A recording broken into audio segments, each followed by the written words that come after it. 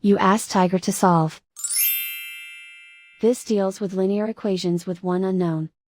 The final result is x equals 3. Let's solve it step by step.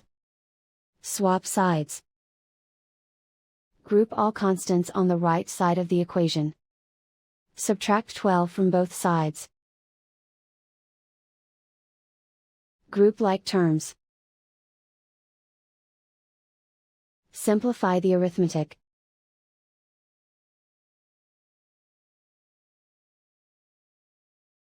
Isolate the x. Divide both sides by -8. Cancel out the negatives. Simplify the fraction. Cancel out the negatives. Find the greatest common factor of the numerator and denominator. Factor out and cancel the greatest common factor. And so the final result is x equals 3.